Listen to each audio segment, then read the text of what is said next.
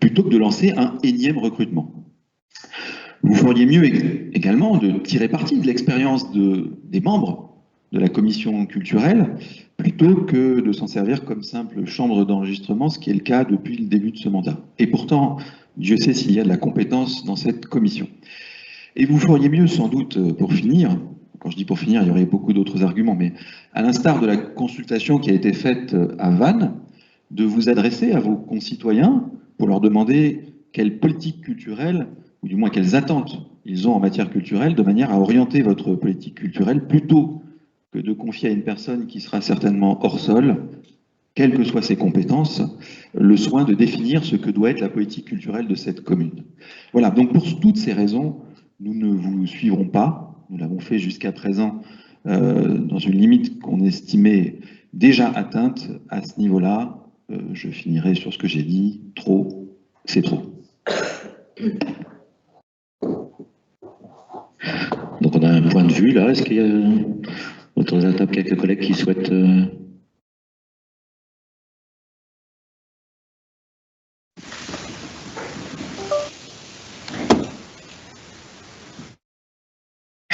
Merci, monsieur le maire. Donc, dans le prolongement de ce que vient de dire mon collègue du groupe Inspiration, je me suis déjà, à chaque fois que vous avez proposé un recrutement, proposé, moi, d'inviter les services publics de l'État pour faire un audit sur la commune, savoir exactement qui fait quoi, est-ce que chacun a son poste, est-ce qu'il y a des évolutions. Chaque fois que vous faites vos recrutements en interne, c'est une chose. On a eu en 2020 ce rapport qui était très bien fait, qui s'appelle le rapport synthétique d'activité des services de la commune et qui reprend service par service les effectifs, ce qui est fait, les projets, les temps forts. On l'a eu également en 2021, toujours très bien fait, ce qui est l'organigramme, on voit un peu que ça se balade au niveau des chaises musicales, mais bon. Et je ne me semble pas qu'on l'ait eu en 2022 ni 2023. Question.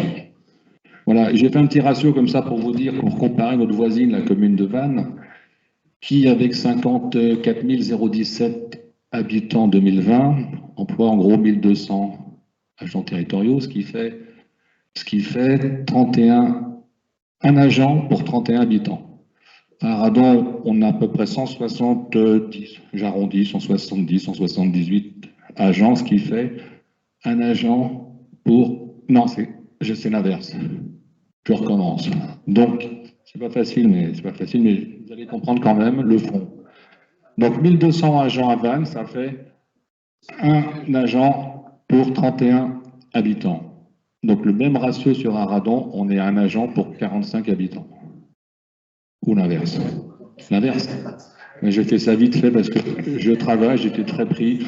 Vous voudrez compter quand même que si on fait la même chose, si on applique le même ratio à Aradon qu'à Vannes, nous pourrions avoir aux alentours de 130 agents territoriaux pour des services comme ceux qui sont donnés à la ville de Vannes. Voilà, c'est juste une remarque parce que la fonction territoriale, c'est un terrain sur lequel je n'irai pas, vous connaissez aussi bien que moi de l'intérieur, bien mieux que moi d'ailleurs, de l'intérieur comme de l'extérieur, et moi je ne suis pas du tout rompu à ce genre de comparaison. Merci. D'autres remarques, réflexions? Marie-Mad. Juste par rapport aux emplois, en fait, des communes. C'est vrai que des communes qui offrent beaucoup de services peuvent avoir plus de personnel que des communes qui n'en ont pas ou qui ont des services mais qui sont externalisés.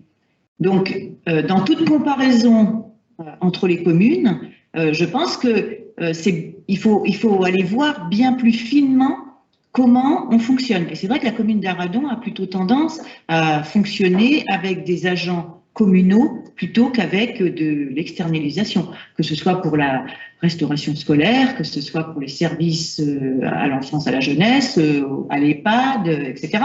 Donc, évidemment, la masse salariale et le nombre d'agents est plus important que dans des communes où le service enfant jeunesse est fait par une association ou par la commune finance. C'est pas le problème. Mais si on veut vraiment aller voir le nombre d'agents par rapport aux services rendus, et puis il y a d'autres communes où il y a moins de services, il faut aussi l'admettre. D'autres personnes qui souhaitaient, Gérard.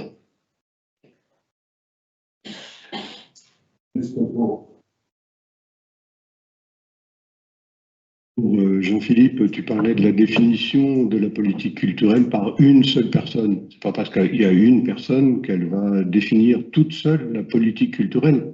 Elle peut consulter, etc. On ne sait pas du tout ce qui se passera. Il ne faut pas préjuger de ce qui sera fait à ce moment-là. C'est pas une personne qui va définir la politique. Je pense qu'on aura un travail en commun, y compris avec la population. Marina, tu voulais intervenir là-dessus?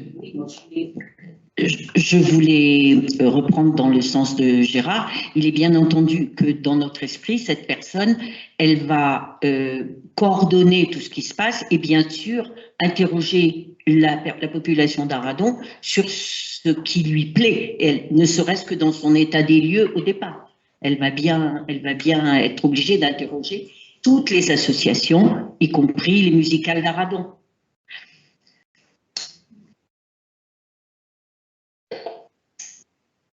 Merci. Quelques mots de ma part sur ce que j'ai entendu. Alors oui, Eric, Marie-Mad l'a très bien dit, comparaison n'est pas raison. C'était extrêmement compliqué quand on se compare en matière de collectivité locale. On essaye de se comparer par strate de collectivités. Les collectivités de 3000 à 3005 à 5000, 5000 à 10 000, etc. Ce qui permet d'avoir quelque chose d'un peu plus. Enfin, la deuxième donnée, elle l'a bien dit, ça dépend quel service on apporte à une population. Et la population d'Arradon, et on le voit depuis des décennies, la population d'Arradon est particulièrement exigeante. Donc, je veux dire que le personnel municipal et CCAS, je groupe les deux bien sûr. Il est aussi fonction des besoins en termes de services publics. Je rappelle aussi toujours, on a une maison de retraite, que c'est maison de retraite, 56 places et 46 emplois. Donc c'est aussi ça. Donc ça dépend. C'est vraiment, c'est plus subtil que ça. Ça dépend des services qu'on apporte, du niveau de service qui est apporté. Et puis elle l'a dit aussi, la question de l'externalisation de certains services. Ça, c'est le premier élément. Deuxième élément aussi très simple, c'est que je vous l'ai dit moult fois, et là je me tourne un peu vers Jean-Philippe, c'est vous raisonnez en considérant que le personnel, c'est finalement toujours une sorte de charge. Non, c'est une ressource. C'est un grand classique, mais ça nous opposera toujours. C'est une ressource, le personnel. C'est le bras armé du service public. Le personnel, c'est pas juste une charge budgétaire. Bien sûr qu'on fait attention dans le budget, on n'est pas complètement fou. Si tu regardes les ratios qui sont les nôtres, et tu les connais aussi très très bien, tu as été adjoint aux finances. Évidemment, on n'est jamais dans une zone de danger. On a des ratios qui se tiennent très bien avec les services qu'on apporte à la population. Donc il ne faut pas prendre le personnel comme une charge, quelque chose qui serait incroyablement lourd pour la collectivité. Non, c'est le service public. Le service public, c'est pas juste des locaux, c'est des gens qui font le service aux citoyens. Voilà, bon, ce sont des choix de niveau de service public pour une commune comme Arradon, et elle peut se le permettre, notamment, parce que par rapport à beaucoup de communes, elle a des recettes que d'autres n'ont pas. Je voudrais quand même le rappeler. Il y a une petite notion de privilège dans ces communes de bord de golfe, en termes de dynamisme. Voilà, et de services apportés. Donc je pense qu'il faut avoir une approche, pour moi, extrêmement qualitative du sujet. Sur le poste lui-même, Gérard l'a reprécisé, vous allez voir la fiche de poste qui sortira dans les jours qui viennent. La fiche de poste, c'est un poste de coordonnateur qui va travailler dans le futur à la structuration d'une direction de la culture. Et c'est vraiment un travail en complémentarité avec Scènes du Golfe. On ne peut pas revenir aux temps anciens et à cette rupture qui a eu lieu dans les années 14, 15, 16. Bon, on veut revenir à une politique culturelle coordonnée. Et la première des tâches de la personne qui sera recrutée, c'est bien le diagnostic et le travail avec les élus. Quelle politique culturelle on a envie de développer? On va travailler avec des groupes de citoyens, bien entendu. On va travailler avec les assos, bien entendu. Enfin, je veux dire, on sait à peu près faire ça aujourd'hui, quoi. Alors, ça plaira jamais complètement à tout le monde, je le sais. Mais au moins, ça nous définira une politique de façon concertée. Voilà. N'ayez pas de crainte particulière. Voilà les 3 points sur lesquels je voulais répondre de façon succincte. Est-ce qu'il y a d'autres personnes qui souhaitent prendre la parole? Monsieur Périès reprend la parole peut-être? Vous avez un micro. Si Monsieur le maire m'y autorise, avec grand plaisir. Juste pour vous répondre, et très rapidement, merci à Marima d'avoir répondu à notre cher confrère sur la volumétrie. Vous ne répondez en rien à ce que nous avons indiqué, c'est-à-dire l'augmentation depuis le début du mandat de 33% des dépenses de personnel d'ici la fin du mandat.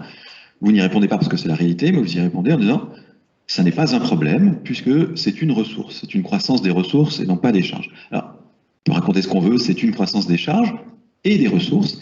Et si nous partageons le fait que le personnel communal et les collectivités territoriales de manière générale est bien une ressource pour pouvoir dispenser un service public, ça n'empêche pas de réfléchir à la manière de l'optimiser et de travailler ou de parler d'efficience de ces ressources. C'est là que nous différons.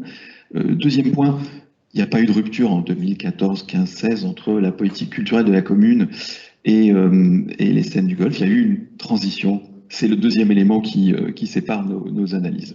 Voilà. Donc, et puis au final, c'est bien là que nous ne sommes pas en phase. Je pense qu'il y a beaucoup de compétences autour de cette table au travers des élus qui sont ici et qui se retrouvent dans une commission culturelle pour qu'on puisse définir ensemble cet état des lieux, pour qu'on puisse définir ensemble cette politique culturelle sans qu'on ait besoin de rajouter une ressource supplémentaire au sein de cette commune. Mais voilà, on comprend que c'est une différence entre nous et nous respectons votre approche tout en étant défavorable à ce que vous nous proposez. On s'en souviendra. C'est donc une différence que j'appellerai culturelle. Nous allons passer au vote. À moins qu'il y ait quelqu'un d'autre, pardon, qui voulait prendre la parole. Je ne voudrais frustrer personne. On m'accuse quelquefois de ne pas donner assez la parole. Je m'étonne. Personne n'est frustré. Je peux passer au vote. Merci. Après débat, le conseil municipal est invité à délibérer pour créer un emploi de chargé de mission des affaires culturelles, donner pouvoir au maire pour prendre toutes les mesures nécessaires à la bonne exécution de la présente délibération. Y a-t-il des oppositions? Donc 7 oppositions avec les pouvoirs. Y a-t-il des abstentions? Et donc il y a donc 7 ôté de 29, 22 voix pour. Le bordereau est donc adopté à la majorité. Passons à la délibération 12. La question de fixation des taux d'imposition des taxes directes locales pour l'année 2024. Et je vais passer la parole à notre adjoint aux finances, Philippe Guyot. Philippe. Merci, monsieur le maire. Bon, tout d'abord, je tiens à m'excuser sur l'envoi, je dirais, tardif de la rectification de ce bordereau. Donc, on l'a à la fois envoyé cet après-midi par mail. Je vous ai expliqué un petit peu les modifications quand même. Et puis, vous l'avez donc sur table. En fait, la modification essentielle, c'est sur le tableau numéro 2. J'y reviendrai, mais en 2 mots, les commentaires qu'on trouve en grisé ne correspondaient pas aux chiffres et notamment au fait de taux qui avaient été inversés. Ceci étant, ça ne change pas le fond de la délibération, puisque le fond de la délibération, elle porte sur les taux applicables donc sur l'année 2024. Alors, petit rappel, donc taxe d'habitation sur les résidences principales n'existe plus maintenant, dorénavant, plus aucun contribuable ne participe, ne finance cette taxe puisqu'elle a été supprimée, enfin supprimée et compensée un peu par l'État sur les ressources. En ce qui concerne, par l'État et pas que d'ailleurs, en ce qui concerne la taxe foncière, donc sur les propriétés bâties, le taux qu'on va retenir est le taux de l'année dernière, donc on va dire que 80% des contribuables à Radonnay ne verront pas le taux augmenter, contrairement à d'autres collectivités qui en ce moment, enfin vous lisez comme moi la presse, hein, qui en ce moment ont le besoin, hein, je dirais, parfois d'augmenter ce niveau. La variation essentielle, et on l'a déjà évoqué puisque le taux a été voté le 12 septembre 2023, porte sur la taxe d'habitation sur les résidences secondaires et en particulier la part communale qui passe de 11,05% à 17,68%. Voilà. Et vous noterez dans les tableaux que a disparu la taxe d'habitation sur les logements vacants, puisqu'elle existait, le produit étant de 10 233 € en 2023. Et vous voyez que sur le dernier tableau notamment, et l'avant-dernier aussi, la taxe d'habitation sur les logements vacants a disparu. Elle a disparu parce que, dans la mesure où nous sommes en zone tendue, elle a été remplacée, entre guillemets, par la taxe annuelle sur les logements vacants, qui est une taxe perçue par l'État et orientée vers l'ANA, l'Agence nationale pour l'amélioration de l'habitat. Ce qu'il faut savoir, c'est que cette taxe, juste en termes de montant, en 2022, elle était de l'ordre de 4 000 €. En 2023, elle était de l'ordre de 10 000 €, enfin 10 233 €, vous avez le montant exact. Et en 2000... voilà, donc elle aura été là. Donc la taxe sur les logements vacants, donc maintenant s'applique. Elle est donc, je disais, perçue par l'État et reversée à l'ANA, et elle s'élève à un peu plus de 13 000 €, ou elle s'élèverait à un peu plus de 13 000 € en 2024. Donc on ne la touche pas, sauf que dans le cadre de la loi de finances, il a été acté par le gouvernement. Alors je ne suis pas sûr que ce soit quelque chose qui perdure, mais enfin bon, il a été acté. Il a été acté par les députés et sous l'influence des députés et validé notamment par le gouvernement, que cette taxe serait compensée à l'euro près par l'État pour les communes qui perdaient la taxe sur les logements vacants. On était moins impacté que d'autres communes, mais en tout état de cause, c'est plutôt une bonne nouvelle pour les finances de la commune. On l'évoquait tout à l'heure, on évoquait les finances. Donc on touchera en plus, puisque c'est pas dans ce tableau-là, mais on touchera en plus 13 000 €. J'y reviendrai le mois prochain, puisque le mois prochain, nous avons le compte administratif et le budget supplémentaire. Donc on aura l'occasion de parler des charges de personnel, de la capacité d'autofinancement, de l'endettement de la commune et des investissements que nous avons réalisés en 2023 et que nous réaliserons en 2024, sans parler des budgets annexes. Donc, ce que nous vous proposons est résumé dans le troisième tableau. Donc, on vous propose de reconduire, ou d'appliquer les taux votés précédemment, donc un taux de 17,68% pour la taxe d'habitation sur les résidences secondaires, un taux de 40,64% inchangé, donc en ce qui concerne la taxe foncière et sur les propriétés bâties, et un taux inchangé, déjà depuis de nombreuses années aussi, sur la taxe foncière sur les propriétés non bâties, à hauteur de 65,84%. Et vous avez donc les faits. Vous voyez que les faits en termes de financement, nous avions à l'occasion du conseil municipal du 12 septembre évoqué que l'évolution de la taxe d'habitation ou des produits de la taxe d'habitation sur les résidences secondaires nous fera un produit supplémentaire de l'ordre de 225 000 €. Bon, là, vous voyez, il est à 222 000 €. Donc, nos projections étaient correctes. À noter quand même que, vous savez qu'on a tous eu à déclarer nos résidences principales, nos résidences secondaires, si tant est qu'on en est. Je parle des résidences secondaires. Lors de la précédente campagne fiscale, à noter que les bases définitives de la taxe d'habitation sur les résidences secondaires baissent. On était à 3 580 660 € en 2023. On est sur les bases provisoires à 3 495 000 €, une baisse de 2 et quelques %. Alors que dans le recensement des résidences secondaires, je crois que le 12 septembre, tu avais noté 17% de résidences secondaires. On a eu une notification très récemment de l'administration fiscale qui nous porte à 19,3% le taux de résidence secondaire sur la commune. Voilà, donc ce que je vous demande ce que nous vous demandons de voter, ce sont donc les taux, et on le fera après échange sur ce sujet. Si j'ai été clair, si je ne l'ai pas été, je suis prêt à vous donner des éléments complémentaires si je les ai. Merci Philippe. Qui veut prendre la parole? Véronique, pardon. Oui, alors inspiration, votera contre. En effet, la majoration de 60% de la taxe d'habitation sur les résidences secondaires n'est pas plus justifiable aujourd'hui qu'il y a 6 mois. Aussi, nous voterons contre cette fixation des taux d'imposition. D'autant plus qu'on voit que vous profitez de cette manne pour faire exploser les dépenses du personnel. Donc voilà, l'inspiration Aradon votera contre. D'accord, y a-t-il d'autres réflexions? Philippe, on a des détails un peu sur la majoration de la taxe d'habitation sur les résidences secondaires dans les autres communes?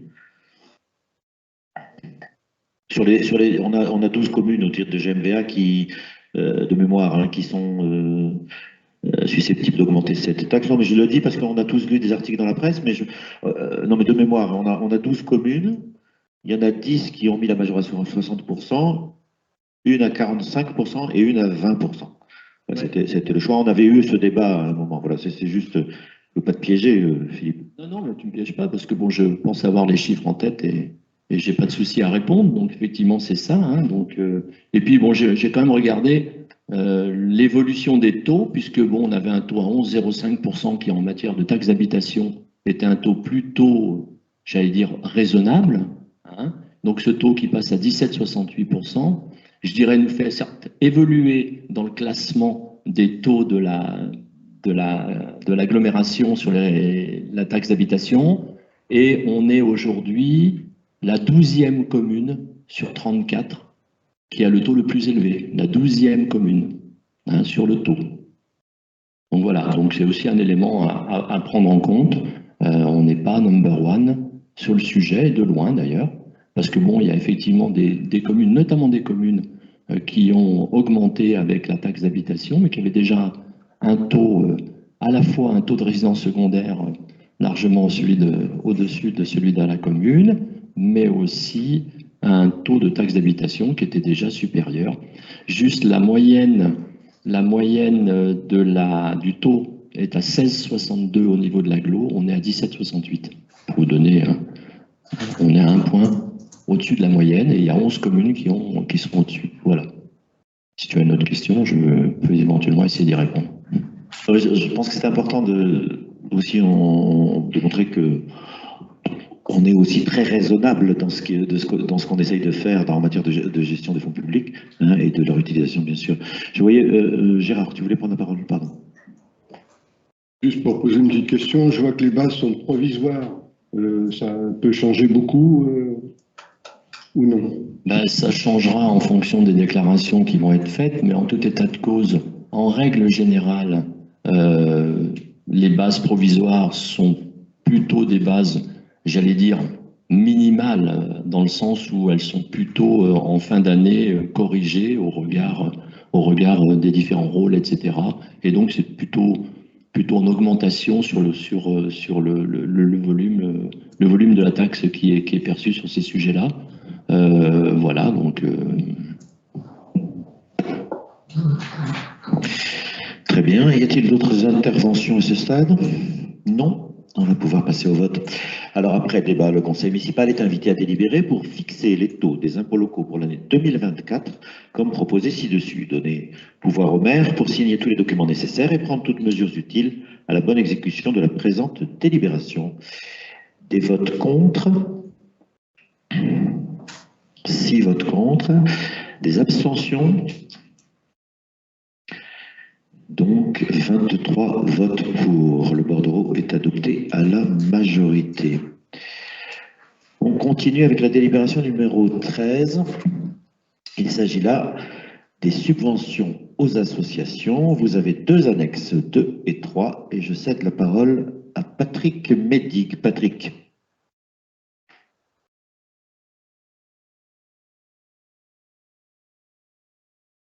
Merci, monsieur le maire. Donc, on va parler un peu de subventions donc attribuées à nos différentes associations. Alors, juste pour faire un petit clin d'œil sur nos associations, donc sur cette année 2024, nous avons 73 associations qui sont actives.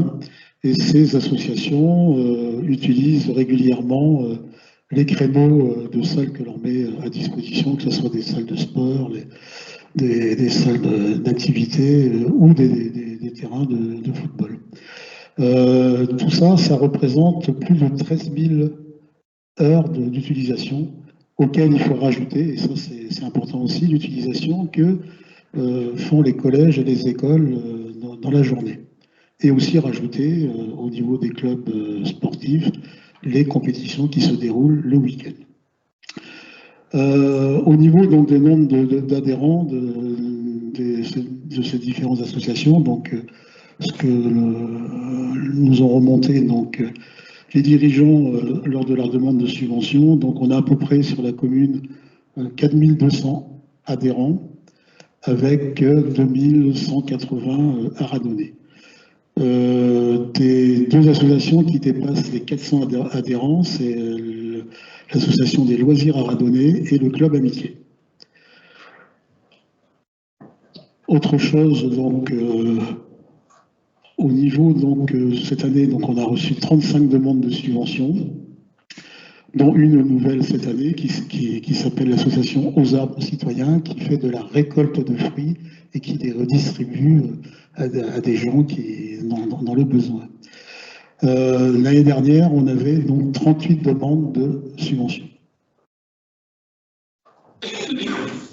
Au niveau donc des subventions qui vont être attribuées, donc je vous rappelle, il y a les subventions de fonctionnement, donc là on est à hauteur de 73 700, et il y a des subventions exceptionnelles, donc pour des demandes d'équipement, pour des événements particuliers, des anniversaires. Et donc là, on est à 14 550, soit 80 350 de subventions attribuées. Auxquelles il faut rajouter des subventions donc pour des associations qui ne sont pas aradonnaises, donc à hauteur de 1650. Et donc on est dans l'enveloppe qui avait été votée au mois de décembre, donc de 90 000 €. Voilà. Est-ce que vous voulez que je rentre dans le détail de toutes les subventions attribuées ou tout le monde a bien pris connaissance des divers montants attribués? Donc je vais lire le bordereau. Donc vu le Code général des collectivités territoriales, vu l'avis de la commission vie associative en date du 8 février 2024, il est proposé d'attribuer les montants de subventions tels que présentés en annexe. Je rappelle, il est vivement conseillé aux élus membres d'associations bénéficiant de subventions de s'abstenir de prendre part au vote de ce bordereau. Merci Patrick, merci d'avoir précisé cette mention. Alors, y a-t-il des questions? On verra pour le vote après, mais y a-t-il des questions ou des remarques? Éric. J'ai juste une petite question sur le nombre donné, parce que tu as dit, Patrick, que c'est les associations qui donnent le nombre d'adhérents à leur association. Donc, est-ce qu'un citoyen qui est dans 3 associations, il compte pour 1 ou il compte pour 3?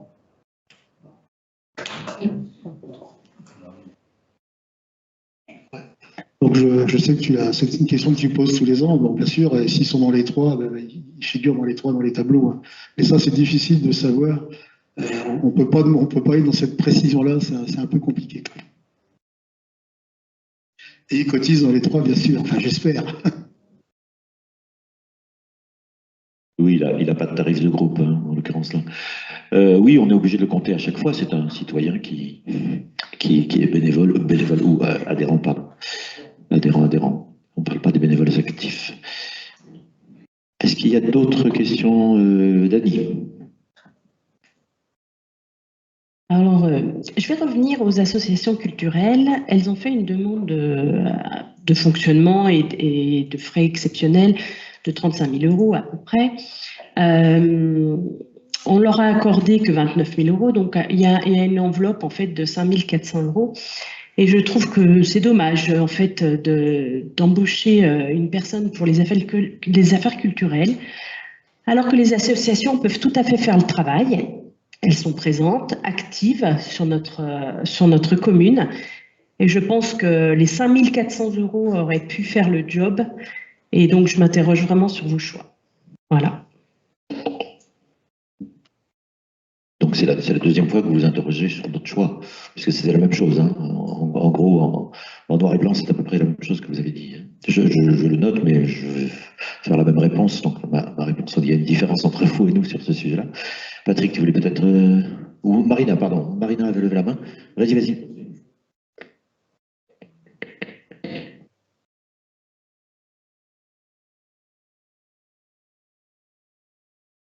Oui, effectivement, Dany, je comprends ta question, mais je suis désolée, et ce n'est pas une association ou même un groupement d'associations qui peut faire fonctionner une vie culturelle dans une commune. Il n'y a pas que ça, il faut un coordinateur. Et la personne qu'on va recruter va faire cette coordination et va tenir compte à la fois des besoins et des attentes de ces différentes associations. Mais on ne peut pas imaginer plusieurs associations culturelles, et chacun va tirer la couverture à soi, c'est évident. Alors, Patrick, tu voulais parler? Et Dany, je te repasse la parole après. Non, moi, je voulais rajouter, c'est important de créer un poste comme ça. Je vais prendre un exemple. Quand on est arrivé aux affaires, moi, j'avais fait la remarque à monsieur le maire en disant, au niveau du sport, nous avons personne qui s'occupe des équipements sportifs. C'était les espaces verts, la voirie, enfin, etc. Il y avait plusieurs corps de métier qui s'occupaient des équipements sportifs, alors que les équipements sportifs, c'est quelque chose d'important et qu'il faut être présent sur le terrain, il faut l'entretenir régulièrement, et on a créé donc 2 postes. Et aujourd'hui, quand je discute avec les associations, alors sportives, hein, je dis bien, et même les écoles et les collèges, nous n'avons que des compliments, puisque nos 2 compagnons sont sur le terrain et s'occupent des équipements, et c'est prêt pour les compétitions le week-end.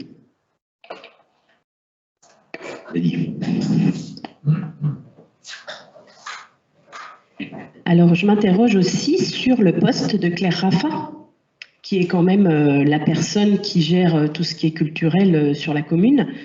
Voilà. Comment? Et événementiel en plus, oui. Non, mais elle ne gère pas que ça. Aujourd'hui, oui, elle a une partie de culturel, mais c'est surtout événementiel, donc ce sont les mercredis des Renault, etc. Mais elle a d'autres jobs, hein. Elle s'occupe de la vie associative, elle s'occupe de la vie scolaire, elle s'occupe des ADSEM, c'est ça, je ne me trompe pas, hein, Marie-Mad. Donc voilà, donc elle a une multifonction au niveau de la collectivité.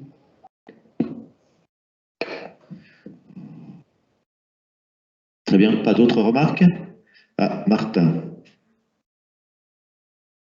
Très brièvement, je constate simplement qu'il y a moins de la moitié des associations qui vont bénéficier de subventions.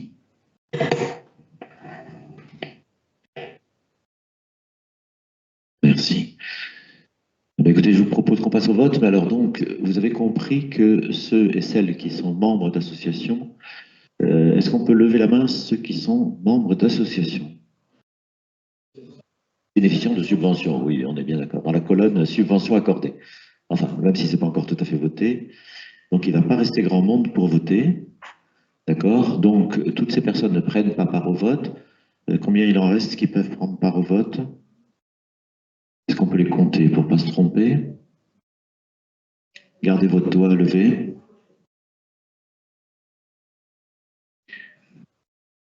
On arrive à combien? Alors, est-ce que quelqu'un peut, oui, s'il vous plaît, compter les gens qui peuvent prendre part au vote?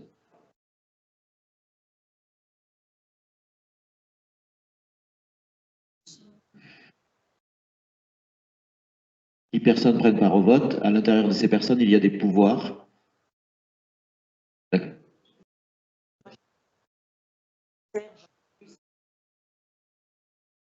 Et Serge est asso et Gaël est asso, donc oui, tout à fait. Donc il reste 10. Voilà, d'accord, donc tu as un droit de vote. Donc il y a 10 personnes qui peuvent prendre part au vote. Donc à ces 10 personnes et à seulement ces 10 personnes, je leur pose la question en lisant la phrase fatidique, la double phrase fatidique. Après débat, le conseil municipal est invité à délibérer pour accorder les subventions aux associations dans les conditions fixées ci-dessus, donner pouvoir au maire pour prendre toutes les mesures utiles à la bonne conduite de ce dossier et signer tout document nécessaire à sa mise en œuvre. Donc, à ces 10 personnes, y a-t-il des contre? Non. Y a-t-il des abstentions? Non plus. Donc le bordereau est adopté à une majorité de 10 personnes, puisque ceux qui ne prennent pas part au vote ne sont pas comptabilisés. Tout le monde a compris? On peut continuer? Merci. Délibération 14. Il s'agit là d'une dérogation à l'organisation de la semaine scolaire. Je vais passer la parole à Marie-Made Dréan. Marie-Made. Donc, c'est une délibération que l'on voit revenir à peu près tous les 3 ans. En fait, la loi fait obligation aux communes d'organiser le rythme scolaire sur 4 jours et demi par semaine dans tous les établissements scolaires publics. Un décret du 27 juin 2017 laisse toutefois la possibilité aux communes, par dérogation à la loi, de solliciter des adaptations à l'organisation de la semaine scolaire. Et donc, par délibération du 12 décembre 2017, la commune d'Arradon a décidé d'organiser le temps scolaire sur 4 jours, à compter de la rentrée de septembre 2018. Cette dérogation a été reconduite pour 3 ans, en septembre 2021. Et donc, arrivant au terme de cette dérogation, il est demandé à la municipalité de reconduire ou d'actualiser son choix. Donc, au vu des appréciations des avis formulés par les conseils d'école Les Corallines et la Touline, il est proposé de maintenir la semaine scolaire à 4 jours de classe et de saisir conjointement avec les écoles les services départementaux de l'éducation nationale afin d'obtenir une dérogation à l'organisation de la semaine scolaire à compter de septembre 2024. Donc, on reste sur la même dérogation, on reste sur une semaine de 4 jours pour les rythmes scolaires. Donc les conseils d'école ont déjà voté, donc nous on va voter le maintien pour 3 ans de la semaine scolaire de 4 jours, et donc le DAZEN va entériner cette organisation scolaire.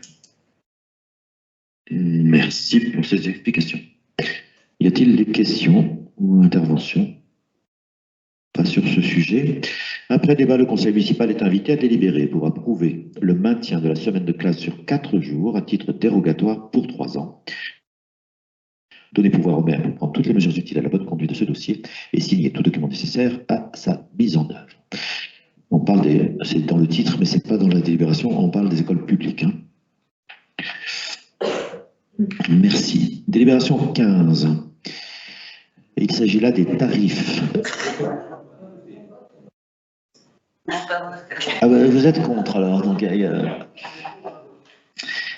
je recommence, on va la refaire. Après débat, le conseil municipal est invité à délibérer pour approuver le maintien de la semaine de classe sur 4 jours dans les écoles publiques à titre dérogatoire pour 3 ans. Donner pouvoir au maire pour prendre toutes les mesures utiles à la bonne conduite de ce dossier et signer tout document nécessaire à sa mise en œuvre. Y a-t-il des votes contre? Les abstentions? Adopté à l'unanimité des personnes présentes et représentées. Délibération 15, tarif de séjour d'été et accueil de loisirs du club 11-17. Je repasse la parole à Marie-Made Dréan. Marie-Made. Comme chaque année, donc le service enfants-jeunesse organise des séjours d'été. Pour les séjours d'été 2024, il est proposé donc 3 séjours. Un séjour pour les 5-7 ans avec 16 places, un séjour pour les 8-10 ans avec 16 places et un séjour pour les 11-17 avec 15 places. Donc le séjour pour les 5-10 ans, hein, les deux séjours pour les plus jeunes, la proposition est de le faire au parc de Grand-Ferré du 9 au 11 juillet pour les 5-7 ans, du 15 au 19 juillet pour les 8-10 ans, et pour les jeunes de 11 à 17 ans, la proposition est l'île d'Oléron du 26 au 30 juillet 2024.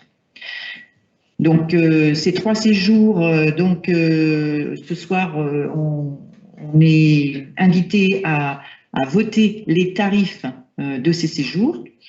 Donc les tarifs sont calculés en fonction du coût réel des séjours, y compris la masse salariale, ainsi qu'une modulation tarifaire est appliquée donc pour les quotients familiaux 1 et 2. Donc généralement 2-3 familles par séjour selon les années sont concernées par ces séjours. Ces séjours peuvent être financés aussi par les bons CAF. Il y a d'autres aides qui peuvent se rajouter à cette aide de la commune. Donc, il est proposé donc, pour le séjour des 5-7 ans un tarif à 190 €, tarif plein à 190 €. Pour les quotients 1 et 2 à 120 €. Et donc, on vote aussi donc, l'acompte qui est de 40 €. Pour les séjours 8-10 ans, le tarif plein à 295 €, le quotient 1 et 2 à 185 € et l'acompte à 50 €. Et le séjour 11-17 à 300 €, avec pour les quotients 1 et 2 à 190 € et un acompte de 50 €. Donc, la différence entre les deux séjours, même s'ils sont tous les deux au parc de Bran-Ferré, c'est que la longueur du séjour est moindre. Donc, les dates de préinscription pour les séjours d'été ont été arrêtées comme suit, donc du mercredi 15 mai au vendredi 24 mai. Et si les séjours ne sont pas complets à la date limite de préinscription, il sera proposé une prolongation des inscriptions. Et toutefois, donc, si il sera mentionné sur les dépliants qu'en cas d'effectifs insuffisants, les séjours sont susceptibles d'être annulés. Voilà ce que je peux dire sur les séjours. Il y a peut-être d'autres questions. Alors, y a-t-il des interventions? Remarques? Non? On passe au vote. Après débat, le conseil municipal est invité à délibérer pour approuver les tarifs proposés, donner pouvoir au maire pour prendre toutes les mesures et signer tout document nécessaire à la bonne exécution de la présente délibération. Des oppositions, des abstentions, adopté à l'unanimité des présents et représentés. Face à la délibération 16, une histoire d'indemnisation et de piégeage du ragondin. Sandrine Cartron va nous expliquer de quoi il retourne. Sandrine. Monsieur le maire, avant de lire la délibération, je voudrais présenter des éléments de contexte. Donc, chaque année, nous rencontrons les piégeurs de ragondins, et en l'occurrence, ce sont des chasseurs. Et l'année dernière, ils nous avaient alertés sur les coûts que ça pouvait engendrer pour eux en termes de transport. Enfin, donc, ils avaient aussi un peu de matériel à financer. Et nous avions convenu de verser une indemnité pour compenser ces frais. Nous aurions dû prendre une délibération l'année dernière. Ça a été un oubli, ça n'a pas été fait. Donc en fait, cette délibération est prise aujourd'hui. Elle a été faite un petit peu rapidement. On n'a pas attendu la prochaine commission transition écologique pour la proposer aux membres. Donc c'est pour ça qu'ils ont été sollicités par courriel. On ne souhaitait pas attendre plus longtemps pour verser l'indemnité qu'on leur avait accordée. Donc, c'est ce qui explique aussi que ça concerne la campagne de 2023. Donc, je vais vous lire le bordereau. Donc, vu l'article R427-6 du Code de l'environnement classant les espèces non indigènes comme nuisibles sur l'ensemble du territoire métropolitain et défini au premier groupe, tels que le ragondin, le rat musqué, le vison d'Amérique, le chien viverin, le raton laveur et la bernache du Canada, vu l'arrêté ministériel du 2 septembre 2016 fixant les périodes et les modalités d'intervention sur l'ensemble du territoire métropolitain, vu l'avis de la commission transition écologique sollicité par courriel le 12 mars 2024, les ragondins ont été introduits en Europe au 19e siècle. Ces animaux très prolifiques occasionnent de nombreuses dépréciations dans les domaines agricoles et hydrauliques, mais représentent également un enjeu environnemental. Donc, ils détruisent les habitats et sanitaires avec la leptospirose. Classés espèces exotiques envahissantes, ils font l'objet d'une surveillance et de piégeage au printemps lors de la reproduction pour limiter leur population et ainsi leur impact sur l'environnement naturel et humain. La FDG-DON, donc la Fédération départementale des groupements de défense contre les organismes nuisibles, accompagne les communes dans l'organisation de la lutte, notamment sur le volet administratif. Afin de mener à bien cette campagne de piégeage, la commune fait appel à des bénévoles agréés, dont le rôle est essentiel pour limiter la population de ragondins et les risques inhérents sur le territoire communal. Cette action bénévole entraîne pour les personnes concernées des frais, donc comme je disais, du matériel et des déplacements, Ainsi, la commune propose une indemnité forfaitaire annuelle d'un montant de 100 € par piégeur agréé pour la campagne 2023 et les suivantes. Donc, il y avait, l'année dernière, nous avions 3 piégeurs et cette année, nous n'en avons que 2. Donc, j'en profite pour faire un appel aux piégeurs volontaires. Voilà, appel aux piégeurs avec une prime, si elle est votée, pardon. Excusez-moi, je vais trop vite. Y a-t-il des réflexions, des remarques? Oui, non, ne sais pas. Il y a une discussion en bout de table là-bas, vous nous en faites profiter ou... Ah, piégeur, oui, j'en vois un qui serait assez bon piégeur, effectivement. Il y a beaucoup autour de cette table. Non, non, il n'y a pas de remarques particulières? Voilà. Eh bien, écoutez, merci. On va voter. Après débat, le conseil municipal est invité à délibérer pour approuver les tarifs proposés, c'est l'indemnité proposée, plus précisément, donner pouvoir au maire pour prendre toutes les mesures et signer tout document nécessaire à la bonne exécution de la présente délibération. Y a-t-il des votes contre, des abstentions? Adopté à l'unanimité des présents et représentés. Nous allons passer à 4 points d'information. L'ordre du jour des délibérations est clos. Alors, vous avez d'abord la liste des conventions de mise à disposition, avec ou sans tarif. Nous en avons une page et demie. Est-ce qu'il y a des remarques? Je ne vais pas les lire, vous vous en doutez bien. Y a-t-il des remarques sur certains points? Non. Je continue. Les décisions prises par moi-même sur des demandes de subventions, donc vous en avez 6. Vous avez la liste aussi, je ne les détaille pas. Est-ce qu'il y aurait peut-être des remarques sur ces demandes de subventions? Non. Autre information, les opérations financières faites avec la carte achat public. Liste aussi de tous ces achats qu'on vous fait régulièrement. Pas de remarques.